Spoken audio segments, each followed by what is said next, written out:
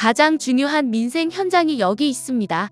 중대재해처벌법 확대 적용 유예 반대 투쟁 김용균 노동자 어머니 김미숙 씨 인터뷰. 중대재해처벌법이 시행된 지 2년이 지났고 50인 미만 사업장에도 시행될 날이 코앞에 다가왔습니다. 그런데도 50인 미만 사업장 적용 유예 기간 동안 정부와 기업은 손 놓고 아무것도 안 하고 있다가 또 유예하자고 함은 애초부터 사람 살리고자 함의 마음이 없었던 것 아닙니까? 우리는 한 발자국도 물러설 수 없습니다. 죽기 살기로 정부와 싸울 것이니 중처법 시행 반대는 꿈도 꾸지 말길 바랍니다. 다가오는 1월 27일 50인 미만 사업장에 대한 중대재해처벌법 적용이 예정대로 시행될 예정이다.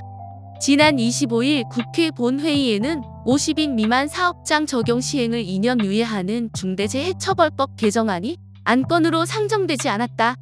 여야는 중대재해법 유예에 관해 합의에 이르지 못했다. 중대재해법은 사망 등 중대재해가 발생하면 사업주나 경영 책임자에게 1년 이상 징역 또는 10억 원 이하 벌금에 처할 수 있도록 하는 법이다. 현재는 50인 이상 사업장에만 적용되고 있는데 오는 27일부터 5인 이상에서 50인 미만 사업장에도 확대 시행된다. 정부 여당은 50인 미만 사업장에 대한 법 적용을 2년 더 유예하자고 주장한다. 윤재옥 국민의힘, 홍익표 민주당 원내대표는 24일 국회에서 김진표 국회의장 중재로 본회의 중대재해법 개정안 상정을 논의했지만 합의에 이르지 못했다. 더불어민주당이 유예 조건으로 내건 산업안전보건청 설립, 산재예방 예산 2조 원 확보를 국민의힘이 거부했다. 민주당이 중대재해법 유예에 맞서 산업안전 확보를 위한 최소한의 조치로 내건 조건들이다. 이정식 고용노동부 장관은 24일 오전 정부 서울청사에서 중대재해법 추가 유예 입법 촉구 브리핑을 열어 50인 미만 사업장에 대한 중대재해처벌법 적용을 2년 더 미뤄달라고 요청했다. 이 장관은 24일 국회 법제사법위원회는 50인 미만 기업 추가 적용 유예에 관한 중대재해법 개정안 처리를 위한 마지막 기회라며 제대로 준비가 되지 않은 상황에서 중대재해법이 확대 시행된다면 상시 노동자가 5명 이상인 동네 음식점이나 빵집 사장님도 중대재해법 확대 적용 대상이 된다고 말했다. 노동계와 시민사회 단체들은 위와 같은 정부 여당의 주장에 거센 반대를 하고 있다. 생명은 협상의 대상도 유예의 대상도 되어서는 안 된다는 입장이다. 이미선 민주노총 부위원장은 소중한 생명들이 죽어나가는 것이 큰 문제가 아니고 유예해야 되는 일이라면 이 나라는 정말 미래가 없습니다라고 말했다. 중대재해법이 만들어진 결정적인 계기는 김용균 청년 노동자의 죽음이다. 중대재해법은 2018년 12월 10일 충남 태안 화력발전소에서 일하다 컨베이어 벨트에 끼어 사망한 아들 24세 비정규직 노동자 김용균 씨의 죽음으로 본격적인 논의가 시작되었다. 그의 어머니 김미숙 씨는 5년간 중대재해법 제정을 위해 온몸을 다해 노력해왔다. 어머니는 아들의 죽음 때문에 만들어진 법이 제대로 완성될 때까지 투쟁을 멈추지 않을 생각이라고 한다. 산업재해 피해 당사자인 김용균 노동자의 어머니 김미숙 씨를 지난 24일 국회 앞에서 만났다. 지난 12월 7일 대법원이 서부발전 원청 대표이사를 포함해 고위 경영진에게 무죄 판결을 내렸습니다. 대법원 판결에 대해 어떻게 생각하세요? 용균이 사건이 있고 나서 정부 차원에서 특별조사위원회가 구성됐죠. 특조위 조사 결과가 재판에 꼭 적용될 거라고 생각했기 때문에 충격이 컸어요. 아무래도 당사자이다 보니까 더 컸죠. 그렇다고 기업주 한 개인만을 겨냥해서 미워하거나 그러진 않았어요. 왜냐하면 이건 한 개인만의 문제가 아니니까요. 그냥 나라 전체를 좀 바꿔야겠다 이런 생각이 들었습니다. 단순히 기업주라는 개인 한 명만이 아니라 여러 기업과 정부 부처가 안전 조치를 하지 않아서 산재라는 결과로 이어진 거잖아요. 어머니는 대법원 판결 이후에도 왜 계속 거리에 서서 투쟁하십니까? 투쟁 현장에 돌아와서 싸우고 있는 이유는 무엇인가요? 용균이 판결이 수많은 사람을 살릴 수 있는 판결이 되길 바랐는데 무죄가 나와 속상했어요. 하지만 재판 결과로 산업재해 관련 처벌이 막힐 수밖에 없다면 저는 더 큰 흐름을 만들어가면 돼요. 용균이의 억울함은 다 풀지 못했지만 길이 막혔다고 해서 다른 길도 막힌 건 아니잖아요. 앞으로 산재가 생기지 않으려면 개인의 책임도 물어야 하지만 구조적인 책임을 더 물어야 해요. 실질적인 문제를 해결하려면 개인의 책임을 포함해 더 큰 구조와 맥락을 봐야 하는 거죠. 더불어 시민들에게도 산재가 개인적인 문제를 넘어서 구조적인 문제라는 인식을 갖게 하는 게 중요합니다. 어머니의 투쟁은 끝난 게 아니군요. 어떻게 끝날 수가 있어요? 이제 시작이죠. 용균이 죽기 전에도 한 해에 2,400명이 넘는 사람들이 죽었어요. 왜 유족들은 나서지 못했을까? 이런 원망을 하기도 했어요. 지금은 유족들이 나서지 못했던 마음을 누구보다 이해하고 있습니다. 그러나 누군가 나섰더라면 이렇게 많은 죽음을 막을 수 있지 않았을까 하는 마음이 가슴속에 항상 있었어요. 저는 누구한테 맡겨서 바꿀 수 있다고 생각하지 않습니다. 제가 계속 투쟁을 해나가는 이유는 뒤에 올 유족들한테 미안해하지 않기 위함도 있어요. 내 목숨보다 소중한 내 자식이 그렇게 허망하게 갔는데 다른 사람 죽음들도 다 그럴 거 아니에요. 이들에게 원망이 아닌 희망된 삶을 살게 해주고 싶어요. 어떤 이유로 국회 앞에서 농성을 했는지 시민들에게 설명 부탁드립니다. 우리가 중대재해처벌법을 50인 이상 사업장에만 적용해서 2년 동안 시행해왔잖아요. 올해부터는 50인 미만 사업장에도 똑같이 적용해 시행하기로 했어요. 그런데 사실상 중대재해법에 대한 논의는 3년 전에 나왔잖아요. 3년이라는 기간을 줬음에도 기업이나 정부는 제대로 준비하지 않았거든요. 전체 산재 사망 80%가 50인 미만 사업장에서 일어났는데 이 죽음들을 계속 볼 수만은 없었습니다. 지금껏 아무것도 안 했는데 2년 또 유예를 하면 중대재해법이 제대로 자리 잡지 못할 거예요. 그걸 막기 위해 농성을 하고 있습니다.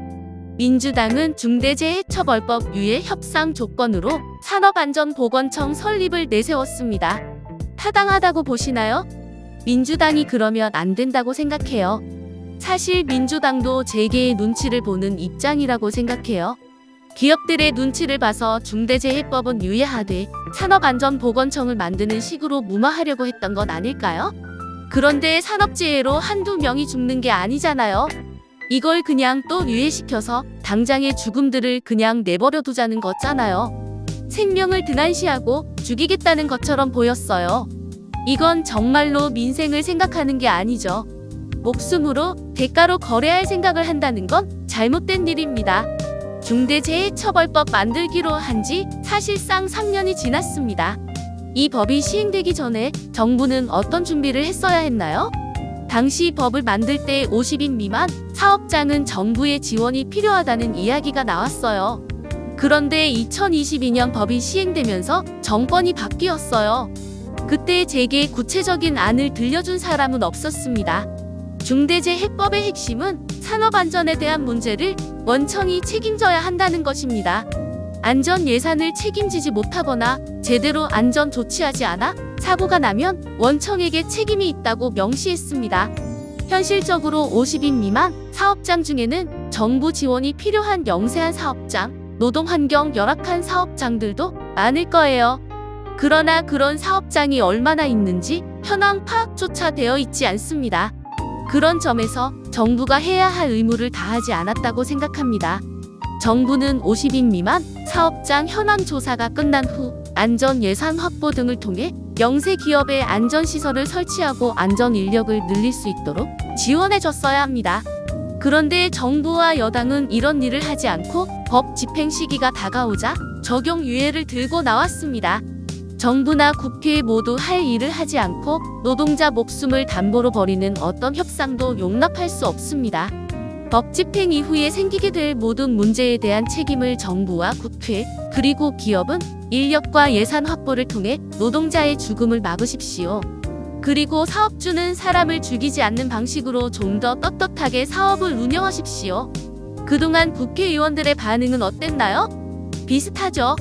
어떻게 하겠다, 대안을 내주는 사람도 없고 최후의 협상 카드를 내놨다 받아 안을 거냐 힘겨루기 하는 상황으로밖에 안 보여요. 큰 변화는 없어요. 이번 투쟁에서 어머니한테 가장 큰 힘이 되어준 사람은 누구인가요? 우리 같이 단식했던 동지들이 가장 큰 힘이 됐어요. 중대재해처벌법 통과시키려고 국회 안팎으로 단식 투쟁 함께했던 동지들, 유족들, 그리고 정의당 강은미 의원의 역할이 컸죠. 함께 의견도 표출하고 천막도 설치할 수 있었던 건 의원님이 문을 열어준 덕분이에요. 보좌해주시는 분들 전체가 다 힘을 써줬거든요. 더불어 언론과 시민들이 큰 힘을 보태줘서 지금까지의 중척법 투쟁이 가능했습니다. 어머니를 가장 속상하게 한 건 무엇인가요? 사람을 살리는 길에 여야가 같이 합세해도 모자랄 판에 힘겨루기로 팽팽하게 맞서고 있는 상황이죠. 자칫 잘못하면 얼렁뚱땅 중대재해법 유예 개정안을 통과시킬 것 같아 불안한 상태입니다. 정부와 여당 그리고 기업이 야당을 강하게 압박하고 있는 정세입니다. 예정대로 1월 27일에 중대재해처벌법 50인 미만 사업장 적용이 시행됩니다. 지금 어떤 마음이 드세요? 진짜 사람을 살릴 수 있는 법이 되어야 하는데 현 정부가 제 역할을 잘할 수 있을지 아직은 매우 우려스러워요. 안심할 수 없습니다. 앞으로도 계속 시민들과 함께 지켜보고 감시해야 할 문제라고 생각합니다. 요즘도 산업재해, 유가족을 계속 직접 만나러 다니신다고 들었어요. 어머니한테는 슬프고 힘든 기억을 되새김질하는 순간일 것 같습니다.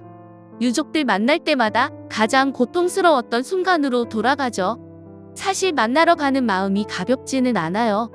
돌아가신 분 영정 사진을 보면 바로 우리 용균이 사진으로 보이거든요. 그래도 그분들한테 힘주는 역할을 하다 보면 오히려 제가 힘을 받고 오기도 해요. 연대란 바로 이런 게 아닐까요?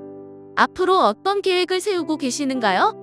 용균이를 잃고 수많은 억울한 죽음들을 보게 되었어요. 억울하게 죽으면 그 가족은 우리처럼 가슴에 못 박힌 삶을 살아요. 충분히 아파할 시간도 없고요. 이런 억울한 삶이 또 나오지 않도록 중대재해처벌법이 제대로 안착할 수 있도록 제 몫을 다하고 싶어요. 그러기 위해서는 시민 안전을 위협하는 세력을 최대한 견제하는 게 중요해요. 어떤 방식, 어떤 형태로든지요. 더 이상 누군가의 아픔을 받고 경제나 사회가 발전되는 일은 없어야 합니다. 그냥 엄마의 마음입니다. 누군가의 자식, 누군가의 형제, 누군가의 부모가 더 이상 죽지 않도록 앞으로도 최선을 다할 생각입니다.